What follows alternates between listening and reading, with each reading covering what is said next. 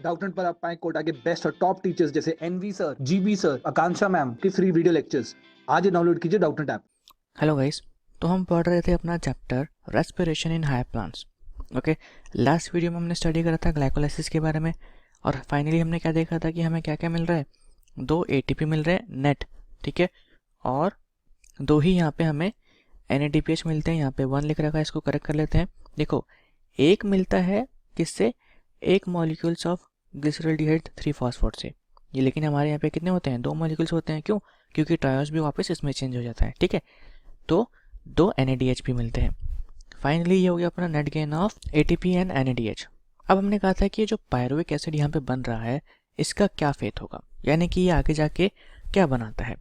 अब डिपेंड करता है ये किस पे कि भाई जो ऑर्गेनिज्म अपना वो कैसा है, एरोबिक है या एनारोबिक है, ठीक है। तो देखो, उसके बेसिस पे 3 चीज़ें हो सकती हैं जो अपना पायरुविक एसिड बना है। या तो उसका लैक्टिक एसिड फर्मेंटेशन हो सकता है, ओके, अल्कोहलिक फर्मेंटेशन होता है, या एरोबिक रेस्पिरेशन हो सकता है। अब लैक्टिक एसिड फर्मेंटेशन में क्या होगा कि एब्सेंस ऑफ O2 में, ठीक है, एब्सेंस ऑफ O2 में अपना जो पायरुविक बना है उसको लैक्टिक एसिड में चेंज कर दिया जाएगा या अल्कोहल में चेंज कर दिया जाएगा। ये दोनों चीज़ें होती हैं किसकी एब्सेंस में, O2 के एब्सेंस में। लेकिन जब O2 प्रेजेंट हो तो क्या होगा, अपना एरोबिक ब्रेकडाउन होगा। हम आगे जाके ये भी देखेंगे कि इस प्रोसेस से, यानी कि एनारोबिक प्रोसेस से, ग्लूकोज का जो एनर्जी रिलीज होता है बहुत कम होता है, ओके, और वो होता है अप्रॉक्सीमेटली कितना, 7% के आसपास। अभी आगे जाके हम ये भी देखेंगे रेस्पिरेटरी बैलेंस शीट में, ओके। तो यहाँ पे क्या कह रहे हैं कि fermentation basically it takes place in many prokaryotes and unicellular eukaryotes. तो ये जो लैक्टिक एसिड फर्मेंटेशन है, अल्कोहलिक फर्मेंटेशन है, ये किसके अंदर होती है, एनारोबिक ऑर्गेनिजम्स, जो कि अपने कौन से हैं, प्रोकैरियोट्स और यूनिसेल्युलर यूकैरियोट्स, ठीक है।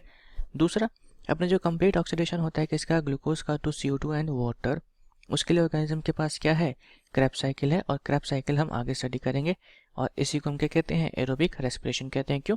क्योंकि इसमें ज़रूरत पड़ती है O2 की, ओके। तो फाइनली हम स्टार्ट करते हैं फर्मेंटेशन से। तो फर्मेंटेशन जैसे कि अपना यीस्ट हो गया, यीस्ट क्या है, अपना एक यूनिसेल्युलर यूकैरियोट है, ओके। तो बेसिकली ये क्या परफॉर्म करता है, फर्मेंटेशन परफॉर्म करता है। अब ये क्या करता है, इनकम्प्लीट ऑक्सीडेशन करता है ऑफ ग्लूकोज, ठीक है, बाय सेट ऑफ रिएक्शन, जहाँ पे पायरुविक एसिड अपना कन्वर्ट हो जाता है किसके अंदर, कार्बन डाइऑक्साइड के अंदर एंड इथेनॉल के अंदर। और इसमें एंजाइम्स कौन कौन सी इन्वॉल्व होती है, pyruvic acid decarboxylase and alcohol dehydrogenase, okay. तो अब इसको हम ज़रा समझते हैं कि बेसिकली रिएक्शंस कौन कौन सी हैं, क्योंकि NCERT में रिएक्शंस मेंशन नहीं कर रखी हैं। तो यहाँ पे क्या होता है, जैसे मान लो अपना यहाँ पे है पायरुविक एसिड।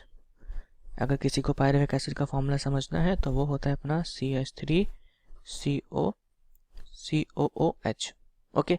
तो यहाँ पे हमने सिर्फ एक मॉलिक्यूल लिया है, लेकिन हमें कितने मॉलिक्यूल्स मिल रहे थे, 2 मिल रहे थे। अब किसके प्रेजेंस में, पायरुविक एसिड डिकार्बोक्सिलेज की प्रेजेंस में, डिकार्बोक्सिलेज की प्रेजेंस में, साथ ही साथ यहाँ पे Mg2+ यूज होता है एज कोफैक्टर इस एंजाइम के लिए। और हमें यहाँ पे क्या मिलते हैं, 2 मॉलिक्यूल्स ऑफ एसिटाल्डिहाइड। ये हो गया अपना क्या, एसिटाल्डिहाइड, ठीक है। साथ में हमें मिलता है क्या, CO2। उसके भी कितने मॉलिक्यूल्स मिलेंगे, 2 मॉलिक्यूल्स मिलेंगे। अभी ये रिएक्शन कंप्लीट नहीं हुआ क्योंकि ये 2 सेट में होना था। अब यहाँ पे हमें जो एसिटाल्डिहाइड मिला है, ठीक है, फाइनली वो यूज़ करेगा क्या, अपना NADH, साथ ही साथ इसके साथ जो अपने 2 प्रोटॉन्स होते हैं, और किसकी प्रेजेंस में, अल्कोहल डिहाइड्रोजनेस की प्रेजेंस में, ये कन्वर्ट हो जाता है किसके अंदर, इथेनॉल के अंदर, ठीक है, C2H5OH। और यहाँ पे हमें क्या मिलेगा फिर, 2NAD+। अब देखो, उसने 2 मॉलिक्यूल्स जो अपने बन रहे थे ड्यूरिंग ग्लाइकोलाइसिस उसने ये यूज़ कर लिए। तो हम कह सकते हैं अल्टीमेटली कि अपना जो अल्कोहलिक फर्मेंटेशन होता है, ये अपना क्या है, अल्कोहलिक फर्मेंटेशन। क्यों? क्योंकि यहाँ पे अपना फाइनल प्रोडक्ट जो था वो क्या था, अल्कोहल। इसके अंदर अगर हम ओवरऑल गेन देखेंगे कहाँ से, ग्लाइकोलाइसिस से अल्कोहल तक, तो सिर्फ 2 ATP का ही हुआ है, ओके। क्यों? क्योंकि जो NAD हमें देखने वाला था ATP, इसको तो वापस इसने यूज़ कर लिया, तो अपने पास क्या बचे, जो नेट गेन हुआ था 2 ATP का, बस वही बच गया। ठीक है, इसलिए हम कहते हैं कि in case of anaerobic respiration energy release जो है वो बेसिकली बहुत कम होता है। अब आते हैं वापस NCERT पे। तो अब हमने ये वाले रिएक्शंस देख लिए। अब ये जो रिएक्शंस है, कह सकते हैं जो प्रोसेस है, हमें किसके अंदर देखने को मिलती है, कुछ अदर बैक्टीरियाज भी होते हैं। ठीक है, अब वो क्या प्रोड्यूस करते हैं, वो प्रोड्यूस करते हैं lactic acid from pyruvic acid, और उसको हम क्या बोल देंगे फिर, लैक्टिक एसिड फर्मेंटेशन। ठीक है, अब एनिमल्स के अंदर भी जैसे कि मसल सेल्स हो गए, अब क्या करते हैं, जब ड्यूरिंग एक्सरसाइज क्या होता है, आपके सेल्स को बहुत ज़्यादा ऑक्सीजन का रिक्वायरमेंट होता है, लेकिन ऑक्सीजन उसको सफिशिएंट मिल नहीं पाता। ठीक है, और वी कैन से ऑक्सीजन जो होता है वो इनएडिक्वेट होता है, तो अल्टीमेटली अपना जो पायरुविक एसिड बनता है ड्यूरिंग ग्लाइकोलाइसिस वो रिड्यूस हो जाता है टू लैक्टिक एसिड। ठीक है, वाया लैक्टेट डिहाइड्रोजनेस। तो इसको तो हम इस वाले स्टेप में भी देख सकते हैं। यहाँ पे रिएक्शन देखो, तो ये था अपना फॉस्फोनल पायरुविक एसिड। ठीक है, और यहाँ पे यहाँ पे पायरुविक एसिड आ गया, तो ये जो बना इथेनॉल, ये अपना क्या हो गया, अल्कोहलिक फर्मेंटेशन। इसके 2 स्टेप्स हमने आपको दिखा दिए। ठीक है, और ये रहा अपना लैक्टिक एसिड। अब ये सिर्फ एक ही स्टेप में कन्वर्ट हो जाता है, यहाँ पे 2 स्टेप की ज़रूरत नहीं पड़ती, तो इसका स्टेप भी हम पीछे लिख ही देते हैं। ठीक है, और यहाँ पे एंजाइम जो है वो कौन सी है वो भी आप नोट कर लेना। तो यहाँ पे फिर से पायरुविक एसिड आएगा, C3COCOOH, कितने मॉलिक्यूल्स, 2 मॉलिक्यूल्स। ओके, यहाँ पे एंजाइम है अपनी लैक्टिक एसिड डिहाइड्रोजनेस। ओके, अब जैसे कि हमने देखा था कि पीछे भी एक कोफैक्टर यूज़ हो रहा था Mg2+ अल्कोहलिक फर्मेंटेशन के टाइम, तो यहाँ पे भी Zn2+ यूज़ होता है, और फाइनली यहाँ पे हमें क्या मिलता है, CH3 CHOH और COOH। तो हमें पायरुविक एसिड से क्या मिल गया, लैक्टिक एसिड। और यहाँ पे भी हम यूज़ करते हैं क्या, NADH+H+, तो 2 ये और 2 ये। तो फाइनली अब यहाँ पे भी क्या हुआ, अल्टीमेटली अपना जो NADH बन रहा था ड्यूरिंग ग्लाइकोलाइसिस वो फिर से यूटिलाइज हो गया, और हमें यहाँ पे क्या मिलेगा, NAD+। तो इस वजह से इसके अंदर भी अपना नेट गेन जो होता है ATP का, वो कितना होता है, 2 ATP मॉलिक्यूल्स ही होता है, जो हमें मिलते हैं कब, ड्यूरिंग ग्लाइकोलाइसिस। ओके, और ये अपना क्या है, लैक्टिक एसिड फर्मेंटेशन। तो हमने दोनों टाइप ऑफ फर्मेंटेशंस देख लिए हैं। ठीक है, आते हैं हम वापस NCERT पे। तो यहाँ पे देखो कि both lactic acid and alcohol fermentation, इसके अंदर एनर्जी ज़्यादा रिलीज नहीं होती, और कितना, लेस देन 7%। ये हमने बताया था कि एनर्जी जो होती है वो अप्रॉक्सीमेट 7%, और we can say less than 7% ही रिलीज होती है। और ये कैसे होगा इसको भी हम देखेंगे आगे। ठीक है, रेस्पिरेटरी बैलेंस शीट में। दूसरी बात, ये जो प्रोसेस होते हैं दोनों, lactic acid as well as alcohol, ये हैजार्डस होते हैं। क्यों, क्योंकि हमने देखा है यीस्ट के अंदर अगर अल्कोहल एक्यूमुलेट कर जाए मोर देन 13%, तो उसके लिए वो क्या हो जाता है, पॉइजनस हो जाता है। ठीक है, और वो खुद ही को कह सकते हैं किल कर लेता है। यहाँ पे देखो, yeast poison themselves to death when concentration of alcohol reach करते हैं कितना, अबाउट 13%। इसलिए क्या करते हैं कि जो अल्कोहल वगैरह होता है, ठीक है, उसको एलिमिनेट कर दिया जाता है। और हम ये भी कह सकते हैं कि जो मैक्सिमम परसेंटेज होगा किसका, अल्कोहल का, जिसके अंदर फर्मेंटेड बेवरेजेस होती हैं, यानी जिसके अंदर यीस्ट यूज किया जाता है, वो कितना होगा, सिर्फ 13%। ओके, अब यहाँ पे उन्होंने बोला है क्या, what is net ATP that synthesize when 1 molecule of glucose is fermented to alcohol और लैक्टिक एसिड। तो ये हमने बता दिया है कि दोनों के केस में ही 2 ATPs का नेट गेन होता है from glucose to lactic acid as well as ethanol. अब देखो, उन्होंने वही क्वेश्चन बता रखा है कि what then would be the maximum concentration of alcohol in beverages that are naturally fermented. तो नेचुरली फर्मेंटेशन वाले में कितना होगा, 13%। क्यों, क्योंकि उसके बाद तो अपना यीस्ट की डेथ हो जा रही है, पॉइजन कर रहा है खुद को। ठीक है, दूसरा इसने क्या बोला है, how do you think alcoholic drinks of alcohol content greater than this concentration are obtained. तो ग्रेटर कंसंट्रेशन कैसे ऑब्टेन कर सकते हैं, तो आप इसका कर सकते हैं डिस्टिलेशन, यानी कि हीट करें, उसको कूल करें, हीट करके वाटर इवेपोरेट कर दे, अल्कोहल को कंसंट्रेट करें, तो ऐसे हम कर सकते हैं। ठीक है, अब आगे मूव करते हैं। अब ये क्या कह रहा है कि फिर कौन सी प्रोसेस है जिससे कंप्लीट ऑक्सीडेशन करा जा सकता है ग्लूकोज का, और एक्सट्रैक्ट कर सकता है क्या, एनर्जी को और large amount of ATP molecules हम सिंथेसाइज कर सकते हैं। तो वो हम करते हैं किसकी हेल्प से? एरोबिक रेस्पिरेशन की हेल्प से, यानी कि अपने क्रेब्स साइकिल की हेल्प से। ये किस में अकर करती है? माइटोकॉन्ड्रिया के अंदर अकर करती है, और इसके लिए क्या चाहिए? O2 चाहिए।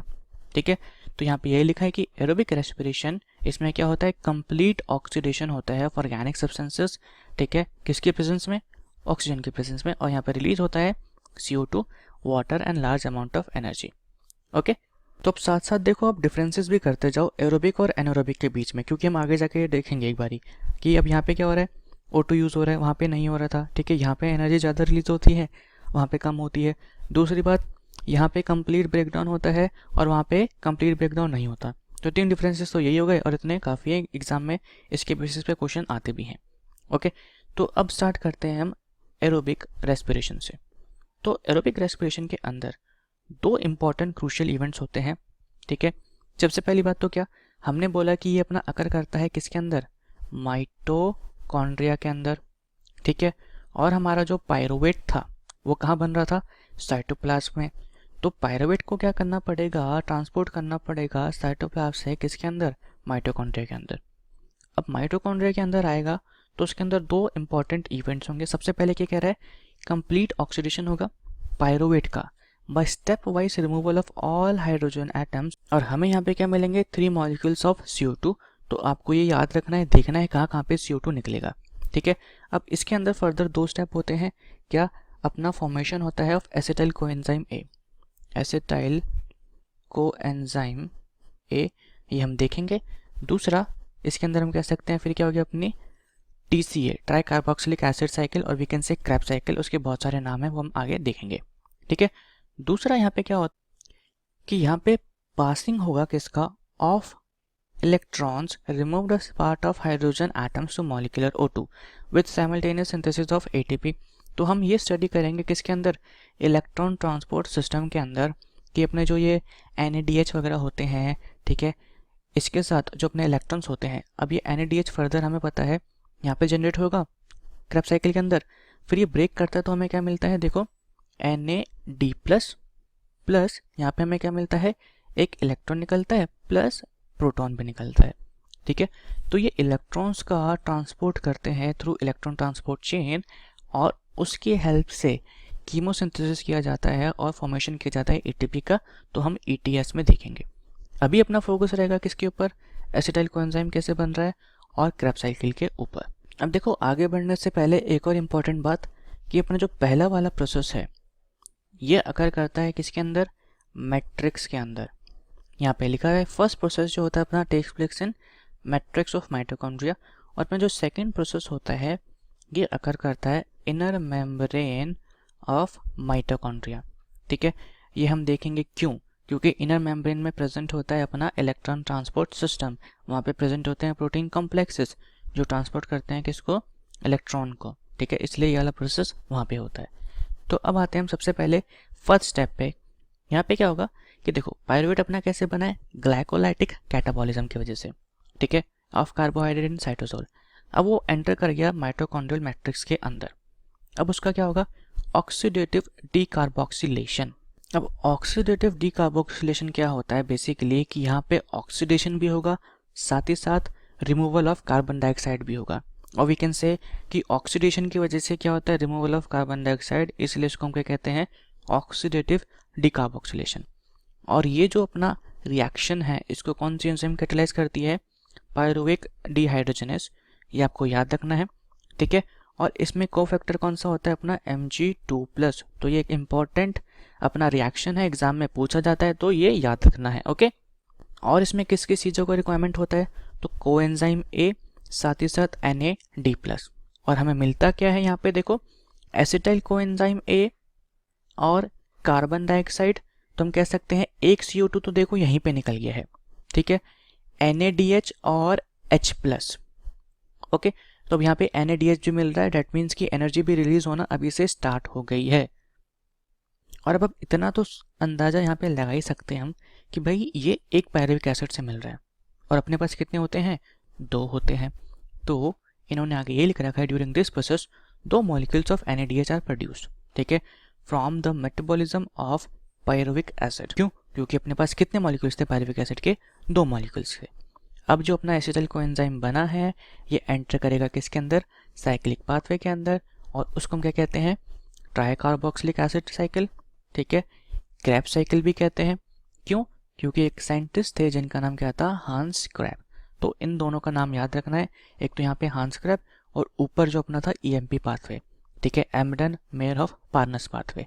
एक और इम्पॉर्टेंट क्वेश्चन यहाँ पे हम मेंशन कर देते हैं, कभी कभी एग्जाम में वो आ जाता है कि फर्मेंटेशन किसने डिस्कवर करा था। तो गै-लुसैक जो अपने साइंटिस्ट थे इन्होंने फर्मेंटेशन डिस्कवर करा था, ठीक है। तो अभी तीनों के नाम हमें पता लग गए हैं, ग्लाइकोलाइसिस का ईएमपी, ओके, फर्मेंटेशन गै-लुसैक, और क्रेब्स साइकिल का कौन सा अपना, हांस क्रेब, ठीक है। तो अब स्टार्ट करते हैं अपना क्रेब्स साइकिल। तो देखो इसको भी हम ग्लाइकोलाइसिस की तरह पहले समझ लेते हैं, फिर उसके बाद एक बार एनसीईआरटी से इसको क्विक रीड कर लेंगे, ठीक है। तो यहाँ पे ये रहा अपना पायरुवेट जो हमें मिला था, पहले एक मॉलिक्यूल की यहाँ पे हम बात करेंगे, उसके बाद जो भी अपने रिजल्ट्स होंगे उसको 2 से मल्टीप्लाई कर देंगे, सिंपल, ठीक है। हमने पीछे देखा था क्या कि पायरुवेट डिहाइड्रोजनेज की ज़रूरत है, कोएंजाइम ए की ज़रूरत है, और यहाँ पे क्या होता है, CO2 अपना निकलता है। तो अब ये देखो ये जो कोएंजाइम ए है ये जाके ऐड हो जाता है कहाँ पे, इस जगह, और यहाँ से CO2 जो है अपना वो निकलता है। साथ ही साथ यहाँ पे देखो ऑक्सीजन के ऊपर प्रेजेंट है अपना एक इलेक्ट्रॉन, है ना, नेगेटिव चार्ज है उसके ऊपर। डेट मीन्स कि यहाँ पे क्या हो रहा है, लॉस ऑफ इलेक्ट्रॉन्स। तो हमने यहाँ पे बोला था कि ये क्या होता है, ऑक्सीडेटिव डीकार्बोक्सिलेशन, यानी कि लॉस ऑफ इलेक्ट्रॉन्स की वजह से या ऑक्सीडेशन की वजह से कार्बन डाइऑक्साइड का रिमूवल होता है, ठीक है। अब इस इलेक्ट्रॉन्स का ऑक्सीडेशन जब हो रहा है, यानी कि रिमूवल ऑफ इलेक्ट्रॉन्स हो रहा है, तो जाहिर सी बात है कि उसको कोई एक्सेप्ट करने वाला भी होना चाहिए। तो उसको कौन एक्सेप्ट करता है, Na+। ये एक्सेप्ट करता है क्या, इलेक्ट्रॉन प्लस में हाइड्रोजन, और ये कन्वर्ट हो जाता है किसके अंदर, NaDH, और यहाँ पे हमें मिलता है क्या, एक H+ है, ओके। अब फाइनली अपनी स्टार्ट करती है क्रेब्स साइकिल। तो स्टार्ट करती है कहाँ से, ऑक्सैलो एसीटेट से। देखो आपको ये फॉर्मूलेज याद करने की ज़रूरत नहीं है, स्ट्रक्चरल फार्मूलाज हमने ये बस इसलिए लिखे हैं ताकि आपको चेंजेस का पता लगे कि बेसिकली यहाँ पे हो क्या रहा है, ठीक है। तो ऑक्सैलो एसीटेट जो होता है अपना, ये एक्सेप्ट करता है किसको, इस एसिटाइल को एंजाइम ए को। ये को एंजाइम आके अपना ऑक्सैलो एसीटेट, ये क्या होता है, एक 4C, ठीक है, और ये होता है अपना यहाँ पे 2C कंपाउंड। कैसे देख सकते हैं, ये देखो 1 कार्बन 2 कार्बन, यहाँ पे 1 कार्बन 2 3 4, ठीक है, और हमें क्या मिलता है, एक 6C कार्बन कंपाउंड मिलता है जिसको हम क्या कहते हैं, सिट्रेट। अब बेसिकली यहाँ पे क्या हुआ, ऑक्सैलो एसीटेट का हुआ कंडेंसेशन, यानी कि उसके अंदर वाटर ऐड हुआ, ठीक है, और वाटर ऐड होने की वजह से ये जो कोएंजाइम ए ऐड हुआ था ये रिलीज हो गया, और ये किसकी प्रेजेंस में हुआ, सिट्रेट सिंथेसिस। क्यों? क्योंकि यहाँ पे जो कंपाउंड बना है वो कौन सा होता है अपना, सिट्रेट होता है। तो यहाँ पे देखो अब इस वाले मॉलिक्यूल से हमारे पास सिर्फ इतना पोर्शन आया, इन्होंने रेड से बना रखा है, और यहाँ पे O था सिर्फ, और साथ में क्या आ गया, H आ गया। ये H कहाँ से आया, वाटर की वजह से आया, डेट मीन्स की कंडेंसेशन हुआ है यहाँ पे, ओके। अब यहाँ पे जो सिट्रेट बना है इसका होता है आइसोमराइजेशन। पहले ये चेंज होता है किसके अंदर, सिस एकोनिटिक एसिड, ठीक है, तो उतना इंपॉर्टेंट नहीं है। अल्टीमेटली सिस एकोनिटिक भी जो होता है वो किसकी प्रेजेंस में, एकोनिटेस एंजाइम की प्रेजेंस में चेंज हो जाता है अपना आइसो सिट्रेट में, ठीक है। तो यहाँ पे क्या चेंजेस हुए हैं, देखो पहले जो अपना O था वो अपना सेकंड कार्बन पे था, ठीक है, या कह सकते हैं इस वाले कार्बन पे था। अब वो चेंज होके कहाँ पे आ चुका है, फर्स्ट पे, यहाँ पे आ गया है, ठीक है। तो ये बेसिकली चेंजेस हुए हैं अपने यहाँ पे। मूव करते हैं अपने नेक्स्ट स्टेप पे। अब अपना जो आइसोसिट्रेट होता है वो चेंज होता है किसके अंदर, अल्फा कीटो ग्लूटारेट, ओके। अब आप यहाँ पे भी देखो एक CO2 अपना यहाँ निकल रहा है, तो एक कहाँ पे निकल रहा था अपना, पायरुवेट से एसिटाइल कोएंजाइम बनने के टाइम, और एक यहाँ पे निकल रहा है। तो अपने 2 CO2 निकल चुके हैं, और हमने क्या कहा था कि कंप्लीट ऑक्सीडेशन होने तक 3 CO2 निकलेंगे, और साथ में साथ वाटर मॉलिक्यूल, ठीक है। तो अब यहाँ पे देखो अब की बारी जो CO2 निकला है वो यहाँ से निकला है, तो यहाँ से CO2 निकला, O के ऊपर जो इलेक्ट्रॉन्स थे वो भी साथ में निकले। अब जब यहाँ पे क्या हो रहा है, फिर से ऑक्सीडेशन हो रहा है, तो साइड बाय साइड रिडक्शन भी होगा। तो उस इलेक्ट्रॉन को फिर से किसने एक्सेप्ट कर लिया, Na+ ने, और साथ इसमें हाइड्रोजन भी एक्सेप्ट करके क्या बना दिया इसने, NaDH+ में H+, ठीक है। और ये जो अपना रिएक्शन होता है ये किसकी प्रेजेंस में होता है, आइसोसिट्रेट डिहाइड्रोजनेस। तो तो अब एंजाइम के नाम अगर ध्यान से देखेंगे तो उसके प्रीवियस सबस्ट्रेट्स पे ही डिपेंडेंट है। तो आई गेस ये जो नाम रिमेंबर करने में एंजाइम का कोई प्रॉब्लम होनी नहीं चाहिए। ओके, आगे मूव करते हैं। अब ये अपना कंपाउंड कौन सा हो जाएगा, 5C कंपाउंड। ओके, क्योंकि हमने क्या देखा, एक CO2 यहाँ पे निकल गया और पहले कैसा था, 6C था। अब आगे मूव करते हैं। अल्फा कीटोग्लूटरेट से हमें यहाँ पे क्या मिलता है, अब सक्सिनाइल कोएंजाइम ए। अब सक्सिनाइल कोएंजाइम ए मिल रहा है, डेट मीन्स इससे हमें क्या पता लग रहा है कि भैया यहाँ पे फिर से अपना जो कोएंजाइम ए था ऐड हो रहा है। ठीक है, अब यहाँ देखो ये अपना अल्फा कीटोग्लूटरेट था। मैं फिर से कह रहा हूँ, आपको ये फॉर्मूले याद करने की जरूरत नहीं है, ये बस आपकी अंडरस्टैंडिंग के लिए है। ठीक है, तो अब इस वाली पोजीशन पे अपना क्या आ गया, कोएंजाइम ए, और इसने जैसे पहले पायरुविक एसिड में से अपना रिमूव करा था क्या, कार्बन डाइऑक्साइड, फिर से ये रिमूव कर रहा है कार्बन डाइऑक्साइड। तो अब अपने तीनों CO2 का हो चुका है लिबरेशन, डेट मीन्स की ग्लूकोज का हो गया कंप्लीट ऑक्सीडेशन। ठीक है, तो अब फाइनली यहाँ पे देखो, अब जब CO2 फिर से लिबरेट हुआ है तो ये जो इलेक्ट्रॉन्स रिमूव हुए हैं यहाँ पे हुए हैं। ठीक है, दैट मीन्स कि इन इलेक्ट्रॉन्स को कोई गेन करेगा, और वो कौन है अपना, फिर से NAD+। ओके, फाइनली हमें यहाँ पे क्या मिलेगा, NADH और H+। और ये जो रिएक्शन अपनी ये किसके प्रेजेंस में होती है, अल्फा कीटोग्लूटरेट डीहाइड्रोजनेस। अब हमें यहाँ पे मिल चुका है सक्सिनाइल कोएंजाइम ए, उससे हमें मिलता है सक्सिनेट। ओके, सक्सिनेट कैसे मिलेगा, ये जो कोएंजाइम ए आया है इसको फिर से रिमूव करेंगे, और इसके रिमूव होने से रिलीज होती है एनर्जी, और वो एनर्जी यूज करी जाती है GDP को इनऑर्गेनिक फॉस्फेट से कंबाइन करने में, और हमें क्या मिलता है, ATP। GTP बेसिकली देखो ATP की तरह ही होता है, बस नाम में थोड़ा चेंज है, काम दोनों का सेम ही है, दोनों एनर्जी मॉलिक्यूल है अपने। ठीक है, तो अगर इसकी जगह एग्जाम में ADP या यहाँ पे ATP लिखा है तो कोई प्रॉब्लम नहीं है। और इस रिएक्शन को कौन कैटालाइज कर रहा है यहाँ पे, सक्सिनाइल कोएंजाइम ए सिंथेटेज। ये कभी कभी इस एंजाइम का नाम क्या लिख देते हैं, सक्सिनेट थायोकाइनेस। ठीक है, अब हमें सक्सिनेट मिल चुका है। अब सक्सिनेट से बनता है अपना फ्यूमरेट। अब आप फ्यूमरेट बनता देखेंगे तो उसमें क्या मिलेगा आपको कि भैया यहाँ पे जो H2 है वो निकले हैं। ठीक है, और इन H2 को कौन एक्सेप्ट करता है, FAD एक्सेप्ट करता है, और ये एक्सेप्ट करके किस में चेंज हो जाता है, FADH2 में।